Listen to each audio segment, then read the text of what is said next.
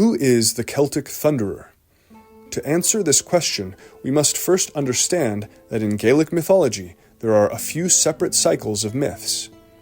The first of these is the mythological cycle, which involves figures who are more clearly deities, the Tuatha gods.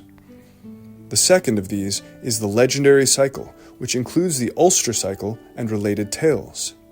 Now, the Ulster cycle tells of supposedly human heroes, much like we might find in the Greek epics with Achilles and the like. However, just like in the Greek epics, these heroes actually encode archaic god myths. Not only that, but these particular Ulster cycle legends are often so detailed in their narratives that it can be said that these legendary versions of the myths are often just as detailed as the mythological versions that more explicitly are about the gods themselves. This is important because the actual mythos of the Gaelic thunderer Turin was apparently not completely preserved. In fact, the actual mythos of Turin that survives to us is very small. However, within these legendary Ulster cycle stories, we have a hero, who is an incarnation of the thunderer by another name, and his mythic actions so precisely match the myths of other Indo-European thunder deities that he can be said to be a direct manifestation of that god to such an extent that he is like only another face of that deity, and his name is like only another epithet of the thunderer. This holds consistent for most of the heroes of the Ulster cycle, so much so that when you look deeper into their stories, these supposedly legendary figures seem to be extensions of the actual god mythology, simply variants of the myths. There is no absolute distinction between the god and his direct incarnation. Therefore, as you will see, if you simply identify the thunderer hero in the Ulster cycle and combine his legends with the myths of the thunder god Turin, you will find that you have a complete Gaelic thunderer mythos between them, and that the myths of the legendary thunderer are just as detailed as the supposedly more mythological god tales. This legendary thunderer of the Ulster cycle goes by the name of Fergus. If we are right about this fact, then the name Fergus should then be treated like an epithet of Turin, the Gaelic thunderer, and his legends should be seen as extensions of the thunderer mythos. There are, however, two main figures named Fergus, Fergus mac Roic and Fergus mac Leti, but scholars believe these most likely were one hero originally that split apart, and the legends of each of them match thunderer myths closely enough that we can be confident that they are each reflections of the one thunderer deity. First and most obviously, Fergus mac Leti fights and slays the murderess, meaning water monster, and falls dead after emerging from the water with its head. This is a clear parallel to the story of Thor, who falls dead after killing the water serpent Jormungandr and taking 9 steps away from it. This is from the Saga of Fergus mac Leti. Quote, "Thereupon he, Fergus, turned away and went under Loch Ruri. For a whole day and night the loch seethed from the contest between him and the murderess, and the surge of its waves kept coming on to the land. Eventually he emerged on the surface of the loch, holding the head of the monster, so that the Ullith saw him, and he said to them, 'I am the survivor.' Thereupon he sank down dead, and for a whole month the loch remained red from the battle between them." In addition, much like with Thor's myth, Fergus's battle with the murderess is actually split up into 2 events in his life. At an earlier point, he first confronts the murderess under the water, and the sight of it disfigures his face, so he has to withdraw from the fight. Only much later does he return to fight it, and they finally kill each other, ending the long rivalry. This is again similar to the shape of Thor's myth, for Thor fights the Midgard serpent at 2 points as well. Once early on in his career, when he fishes the serpent from the sea next to Hymir's hall, when the serpent spits poison, Hymir cuts the fishing line, letting the serpent free. Only at Ragnarok does Thor confront the serpent again, and they kill one another, with Thor falling dead after taking the 9 steps away from it. So not only is the killing of the Myrddris by Fergus similar to the Thor myth, but also the overall pattern of fighting once early on and once again at the end is the same. This is in fact the only Gaelic tale that tells this serpent-slaying myth in the precise details that would align it with the Thor myth, which is why, as I said, it is justified to consider the legend of the hero Fergus as merely an extension of the god myth of Turin. We have no better example of this myth, not under the name of Turin or another. This is our Gaelic instance of it, and it is mythologically solid and detailed. The name Fergus means manly property, or perhaps manliness, and has already been compared to an epithet of Indra, anero, an adjectival derivation from the theme aner, meaning man or hero. See Edgar C. Palomet, Divine Names in Indo-European. This etymology seems a bit dubious, but it shows that scholars have recognized a similarity between Fergus and Indra for a while now. As Encyclopedia.com records, quote, Fergus's virility was proverbial and measured in heptads. He ate 7 times as much as an ordinary man and had the strength of 700 men. His nose, mouth, and penis were 7 fingers in length, and his scrotum as large as a sack of flour. Finally, he needed 7 women to satisfy him when separated from his wife, Flithish, a goddess who ruled over the beasts of the forest. This is reminiscent of the description of Indra in the Rig Veda 6.46.3 as Sahasramushka, meaning with the 1,000 testicles, an epithet which, as Georges Dumézil remarks, alludes to the supervirilité which all peoples freely attribute to warriors and warrior gods. See Ur et Malheur du Guerrier, Paris, 1969, page 64. Unquote. T.F. O'Rahilly argues that Fergus's sword, named Caled Bolug, is the older form of the name of the sword, and interprets it as meaning hard lightning. This etymology again is debated, and Cecile O'Rahilly instead gives hard notcher as its meaning. However, the theorized connection with the lightning weapon once again gives us an idea of how scholars have intuitively approached Fergus, as well as some possible thunderer connections. In addition, the name of Indra's thunderbolt weapon, the Vajra, actually means hard or mighty as well, so this may be a negligible issue. As Dictionary.com tells us, quote, the literal sense of Vajra is anything hard or indestructible, which is why the term also means diamond. It is said of Caled Bolug that, quote, when one wished to strike with it, it was as big or as long as a rainbow in the air. Unquote. Meanwhile, Indra's bow is said to be the rainbow itself. The next comparison relies on the prerequisite of having watched my Utgartha Loki video about the humbling of Indra mythos, and won't be very clear without familiarity with this comparison. Please watch that video for further information. In short, Indra is humbled by the illusions of Brahma Prajapati, the manifested absolute god. In the Norse parallel, Thor is humbled by the illusions of Utgartha Loki, who then we take for one mask of the Norse Prajapati, otherwise known as Buri. The gist of Thor's version of the story is that his might is seemingly useless against the illusions and power of Utgartha Loki. Thor's hammer blows on the skull of Utgartha Loki / Skrymir, for instance, make no disturbance, and Skrymir humorously asks if a leaf, an acorn, or a bird has fallen on his head after each one. It is only revealed later that the 3 hammer blows had been redirected by Utgartha Loki onto a mountain range without Thor knowing it, and that he had cut the top of the mountain into 3 square dales with his 3 great blows. Utgartha Loki tells Thor at the end that, quote, But next thou didst smite me 3 blows with the hammer, and the first was least, and was yet so great that it would have sufficed to slay me, if it had come upon me.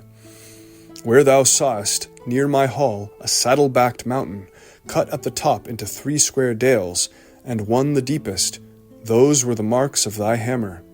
I brought the saddle-back before the blow, but thou didst not see that." Unquote. In the Shaivite version of this myth, Shiva, in the guise of Virupaksha, humbles Indra by showing him an illusion of 2 fighting mountains. In a Vaishnava version, Krishna, as the manifest absolute himself, takes the form of a mountain himself to humble Indra. Then, when Indra goes to strike Krishna's sacred cowherds, Krishna moves the mountain in the way to block Indra's blows. So, at the core of the story, we have the Thunderer trying to strike the manifest absolute or Prajapati type god, but his blows are strangely ineffective, and mountains are the diversion that intervene to stop him, usually being brought in the way to take the blows of the thunder weapon. In the Norse case, this results in a, quote, cutting of the mountain, and the blows are numbered as 3. In the story of Fergus, we have a similar series of events. In general, Conchobar, as the central king, strikes one as the Prajapati type, but truly, it is this story that clinches the comparison. Fergus strikes 3 great blows on the shield of Conchobar, but despite how powerful the blows are, the shield of Conchobar doesn't even flinch, just as Utgartha Loki had asked Thor if a leaf had fallen on him when he tried to strike him with his hammer. Immediately after this, 2 intermediaries convince Fergus to instead strike the nearby hilltops with his sword. Thus, he finally redirects the fury of his sword onto 3 nearby hills and cuts their tops off, as Thor had cut the dales into the nearby mountain when his hammer was diverted in his story. As William Sayers summarizes, quote, "When King Conchobar of Ulster and Fergus meet, Fergus strikes 3 great blows on Conchobar's 4-pointed, 4-layered shield, but the latter stands firm, and the shield is not even forced back against the king's head. When mocked by a reference to his exile from Ulster, Fergus swings the sword back again with his 2 hands, but its tip touches the ground. Cormac con Loinges, Conchobar's son, who is also in exile with Fergus, takes the opportunity to stay Fergus's arm and cautiously draws attention to Fergus's own ethical predicament, that he is fighting against his own people. Fergus, in response, asks where, then, he should direct his blows. Cormac tells him to strike 3 distant hills. Fergus turns away from Conchobar, but continues to slay Ulstermen. Again, he is reproached by an Ulster exile, Conall Cernach, who also advises him to strike the 3 hills and the trees about them." Unquote. And from the passage itself, quote, "Whom then should I strike?" exclaimed Fergus, "for I will not remain alive unless I deliver my 3 fateful strokes of bive on the men of Ulster this day, till their dead be more in number than their living." "Then turn thy hand slantwise," said Cormac con Longas, "and slice off the hilltops over the heads of the hosts on every side, and this will be an appeasing of thine anger." Unquote. Thereupon Fergus turned his hand slantwise over the heads of the hosts, so that he smote the 3 tops of the 3 hills, so that they are still on the moor in sight of the men of Erin, and these are the 3 balds of Meath in that place. Unquote. Sayers also notes that, quote, "The 4 points on Conchobar's shield are symbolic of the cosmic order, just as the 4 provinces massed against the 5th, Ulster, constitute all Ireland, and thereby all the human world. Fergus's 3 great double-handed, hence unprotected blows on Conchobar's shield failed to shake this order. These elements, as well as the 3 ineffectual blows, followed by the start of a fourth when the tip of the sword touches the ground on the backswing, and the rainbow-like arcing of the sword over the hosts to strike the earth again, instead of men, a, quote, grounding of the charge, are strongly suggestive of a religious ritual in which a proxy is offered for a human, royal, sacrificial victim, possibly in a reflex of a cosmogonic myth of world creation and ordering, unquote. So, being the king whose shield represents the totality of Ireland and by analogy of the cosmos itself, this places Conchobar directly in the sovereign Prajapati position as well, since Prajapati is constantly equated with the totality, the unity of all the cosmic regions. No wonder that Fergus cannot budge his shield, just as when Thor cannot budge Skrymir, or the other illusions like the crone who is old age, and the cat form of the Midgard serpent, or the horn whose end is in the sea. All of these things are structuring elements of the cosmic order, and they are under the command of the totality god, who is Prajapati. In addition, Sayers notes how Fergus is in a sort of ritual sacrificer position here in relation to Conchobar, and it is indeed Prajapati who is identified as the sacrifice most frequently. Ananda Kumaraswamy, in his article Sir Gawain and the Green Knight, Indra and Namuchi, also notes that it is Indra who frequently is cast in the ritual sacrificer role in Vedic material, the thunderer kindling the sacrificial fire and wielding the weapon to strike the sacrificial representative. This then could align perfectly with Fergus here. Sayers points out that Fergus touching the sword to the ground is like grounding a charge, which would be another possible connection to the lightning power of the thunder god. Furthermore, as Sayers notes, Conchobar's son draws attention to Fergus's own ethical predicament, that he is fighting against his own people. This is the precise ethical predicament we see faced by the thunderer incarnation Arjuna in the famous Bhagavad Gita section of the Mahabharata. He becomes dejected and paralyzed because he is being forced to fight and kill his own cousins and other kinsmen. Krishna, of course, counsels Arjuna to overcome this hesitation and to dutifully fight anyway, while Conchobar's son uses the conflict to redirect Fergus's fury. Nonetheless, it is the same classic thunderer ethical predicament of having to fight his own kin and being confronted by this fact, seemingly combined here with the other thunderer motif of the blows redirected onto the mountains. Fergus's weapon is stolen in one significant moment of the epic, which is a bit reminiscent of the theft of Thor's hammer. It is a small enough detail that could be coincidence, but in context it may be a valid parallel. Likewise, another small detail is that it is Fergus's shade that is summoned from his grave to tell the story of the Tan, which is very reminiscent of how it is the shade of the thunderer incarnation Achilles, who Odysseus consults in the underworld. Fergus also temporarily becomes king, but this kingship is then given to Conchobar. We will see in the Arthurian parallel that the thunderer sometimes does become king briefly, or tries to do so, likewise with Indra when he is humbled by Prajapati. Flithish, the wife of Fergus, is indirectly equated with Brigid in at least one text, Brigid being the Gaelic dawn goddess. Fergus, meanwhile, raids and takes Flithish and her prized cow and other cattle, as well as deer, from her husband, named either Olil Finn or Donal. Flithish conspires with Fergus, and thus, in a sense, he frees her from the captivity of her unwanted husband. At least we can propose this may have been the underlying symbolical meaning, if there was a deeper myth here originally. If Flithish really is an aspect of the dawn goddess Brigid, then this story could parallel the myth of Indra freeing Dawn, or Ushas, from the enclosing monster called Vala, and freeing her cows at the same time, just as Fergus takes the cattle and the prize cow along with Flithish. It is very coincidental that if Flithish is indeed a dawn goddess, that she is being rescued or taken away by this thunderer incarnation, Fergus. Therefore, we must consider this parallel to Indra freeing Ushas from Vala.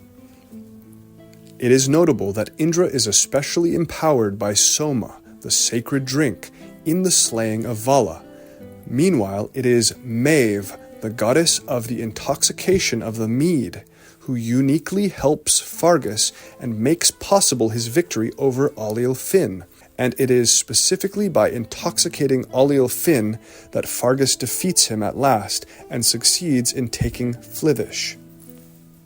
Fergus's prior affair with Maeve herself might then even be likened to Indra's love for drinking Soma, if Maeve stands here as the goddess of the mead itself.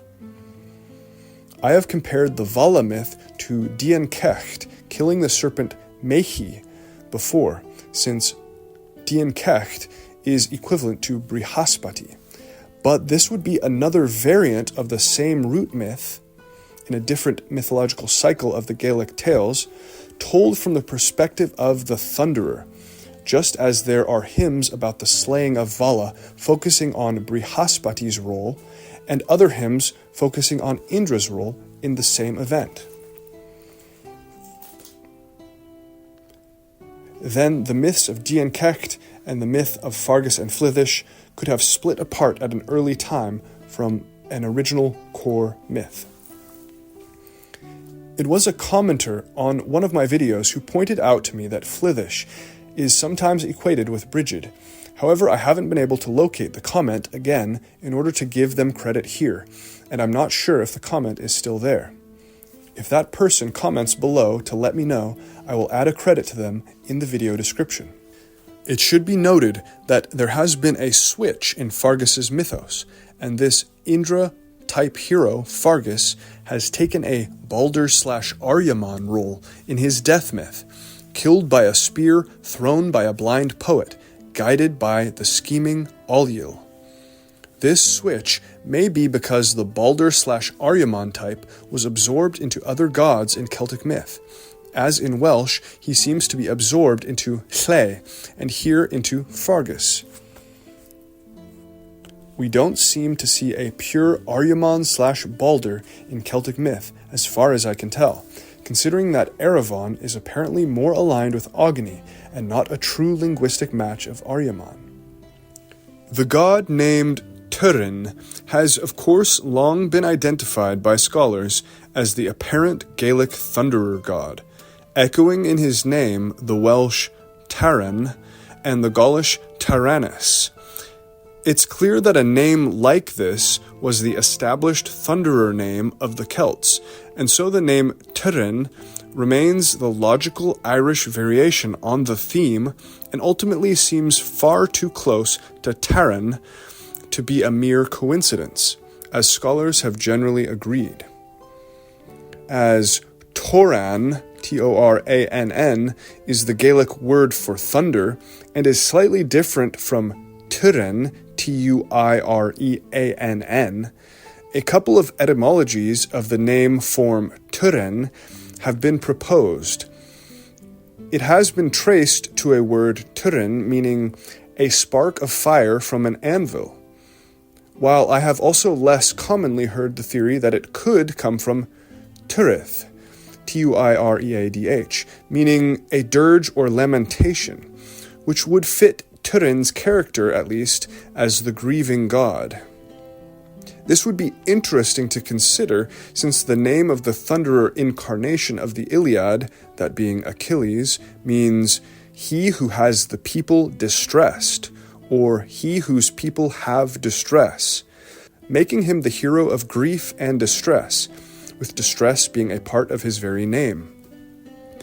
In the case of Turin, however, this is a bit of a linguistic stretch, but if the name does come from either the spark or lamentation root, it could be the result of a sort of wordplay based on the name of the thunder, Toran, to begin with.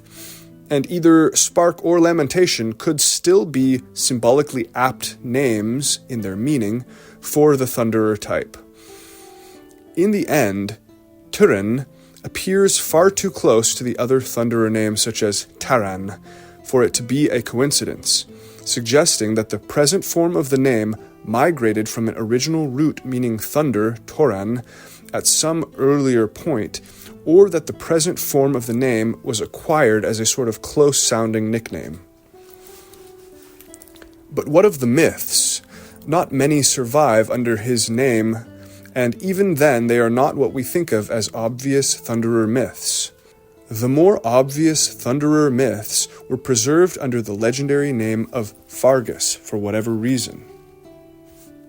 But if we look a bit closer and understand the thunderer mythos as a whole, we can nonetheless see how Turin's myth also has its place in the pattern of this god type. By looking at his myth, we can prove that Turin is indeed the Gaelic thunderer.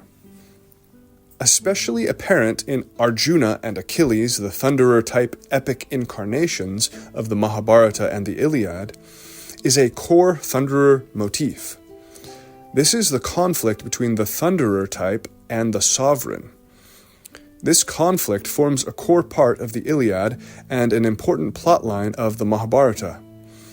Achilles comes to feuding with the overking Agamemnon when the latter takes Achilles' captured woman Briseis for himself. This sets off Achilles' famous brooding and his refusal to fight for Agamemnon. Achilles' absence from the field leads to the death of Patroclus, his friend, and then to Achilles' own grief and the rest of the events of the story.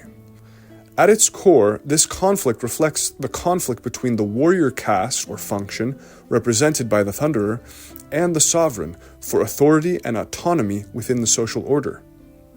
This conflict is paralleled in the Mahabharata by that between Arjuna, incarnation of Indra, and Yudhishthira, the overking. Yudhishthira suggests Arjuna give up his signature bow because he has not succeeded in killing their enemy, Karna, at which instigation Arjuna almost decides he has to kill Yudhishthira as a matter of honor. He has been offended by Yudhishthira's words.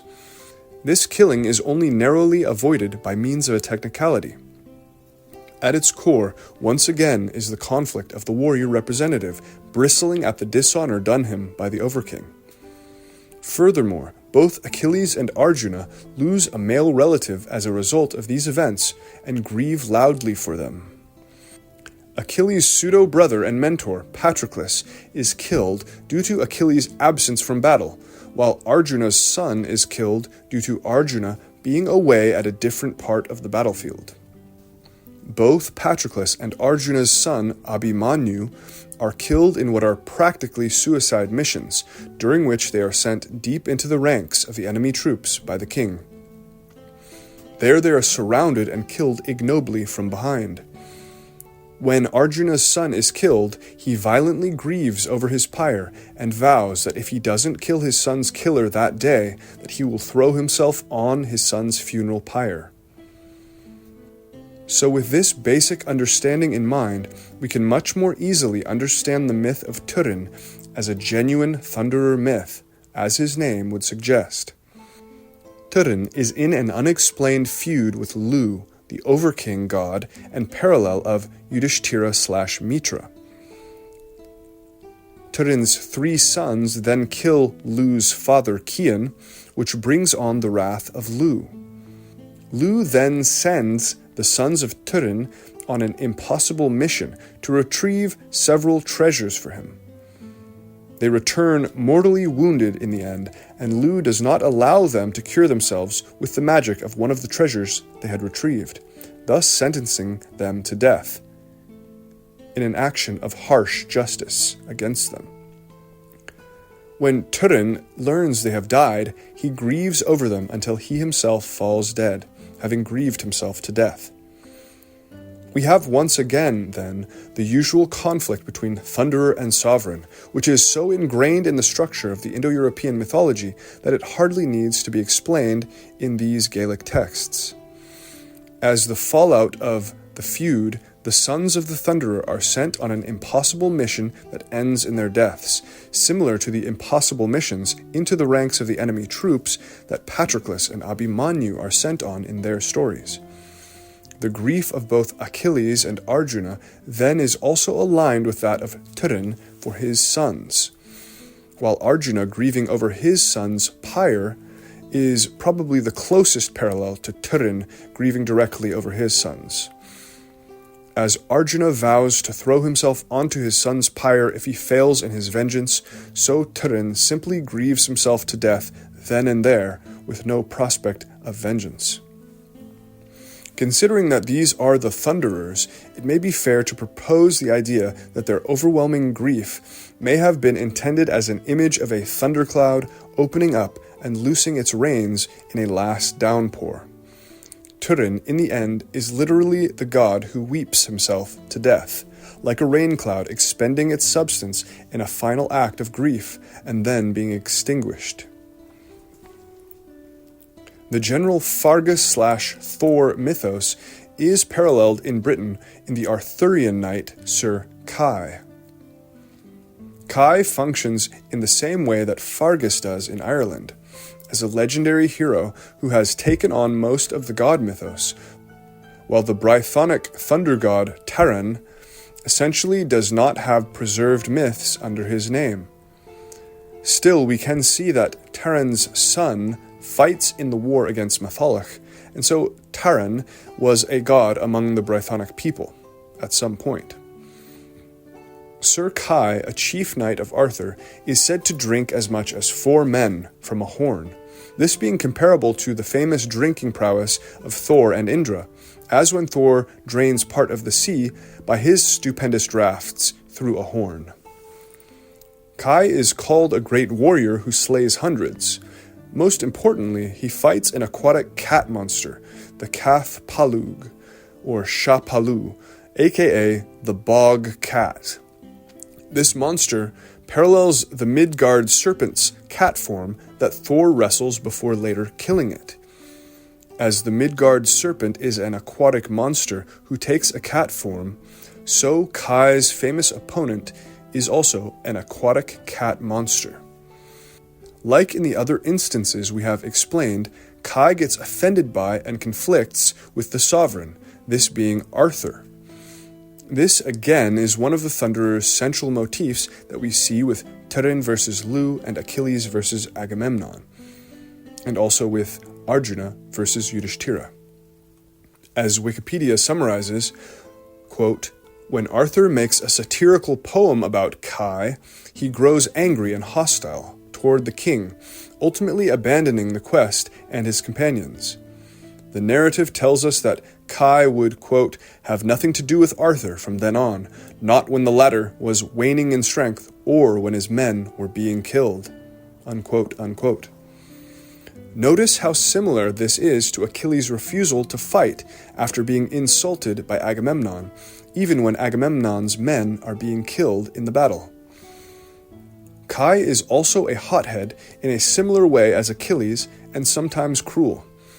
You could say stormy. Kai also briefly claims the sword in the stone as his own and declares himself king before giving it back to Arthur. This is a theme we see in the humbling of Indra and the Sumerian Ninurta parallel, where the thunderer/warrior tries to become the king of the world and then gets humbled. Fergus also is temporarily the king and then gives the kingship to Conchobar, which may or may not be related to the same. Kai is called best worthy to be a knight of the Round Table of any, and named as one of the 3 battle-diademed men of the island of Britain, in the Triads, implying that he is the foremost of Arthur's knights and one of the greatest warriors of all fitting for the Thunderer who is the exemplar of the warrior caste. Kai is the first knight to volunteer to assist Kulluk in his quest, promising to stand by his side until Olwen is found. This is interesting because Kulluk is Pushan, and Indra is the friend and battle partner of Pushan in Rigvedic hymns. Kai can hold his breath underwater for many days, just like Fergus mac Leti can. Fergus is famously very tall, and Kai has the epithet, Kai the Tall. Kai is said to be able to be the fuel to light fires due to his heat. Could this ability to spark fires be a reference to lightning? Or could it even connect to the possible meaning of Turin's name as a spark from an anvil? One of the first things that clued me in to the fact that Kai is the Thunderer is that Kai is the main knight of Arthur's court who Percival, the parallel of the Ashvins, has to fight in order to join Arthur's knights. Percival defeats Kai. In the Vedic myth, it is Indra who the Ashvins, parallel of Percival, and Chavana, go together and have to fight against, and who they defeat in the parallel conflict, then being allowed to join the higher gods and their sacrifice. This would be like Thor being the warrior on the side of the Aesir and fighting against Freyr in the Aesir-Vanir War. Thor as Odin's warrior, as Kai is Arthur's warrior, and as Arjuna is Yudhishthira's warrior and Achilles is Agamemnon's. Thus we see a very consistent Celtic Thunderer mythos which has survived between Fergus and Kai in particular, even including a form of the water serpent mythos in the form of the bog cat that Kai fights. We can see that since the Celtic Thunderer mythos is preserved so completely between these legendary figures and gods, that there is no need to stretch the evidence to try to make Lu, or any other god, into a Thunderer god in the sense that Indra is. The fact of the matter is that the sovereign, or the Mitra type in Lu's case, also wields lightning often in Indo-European mythology, and this, though an extremely simple concept, has been the source of confusion for many. Ironic Mithra wields the Vajra lightning weapon. Vedic sovereign Varuna wields lightning as well. And of course, Zeus and Jupiter do so in Greek myth, but they are once again the sovereign god, the Mitra Varuna types, while Heracles, Ares, and Mars have more of the warrior/thunderer mythos. The fight over the supremacy of the skies and of the lightning that goes with this may even have been part of the classic conflict between the thunderer warrior and the sovereign, as we see in the Sons of Turin myth. It is the Sons of Turin themselves who are the ones who bring Lu the fire spear that could be symbolically a lightning weapon. In Lu's victory over the family of the Thunderer, he makes the Thunderer's sons procure him a lightning weapon, symbolically acknowledging the sovereign's supremacy in that respect, even though the Thunderer is of the essence of the thunder in a more narrow specified sense.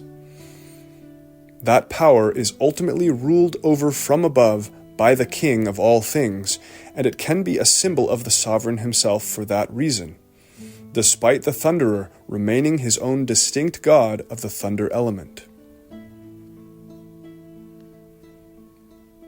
Again, this is a primary issue in the cases of Zeus and Jupiter themselves, who are not the Thunderer type strictly, but are the Mitra Varuna type, this being a source of great confusion for many trying to understand the myths.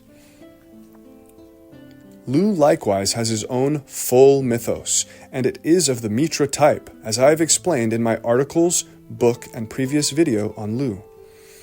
Only insofar as he absorbs all powers into himself does he overlap with a unique Thunderer role, which is also defined by its own complete and separate mythos. Lu, in fact, doesn't really have any notable connection to thunder itself, even if one of his weapons is the lightning. Lastly, I think it is at least possible that Fergus could have some wind god traits, just as Dumasil saw within the thunderer types like Thor, Heracles, and even Vedic Indra himself. However, this is hard to say for sure, and once again, the overall mythos of Fergus clearly points most directly at the thunderer type above all else. My book, Taliesin's Map, is available from Amazon. Link in the description.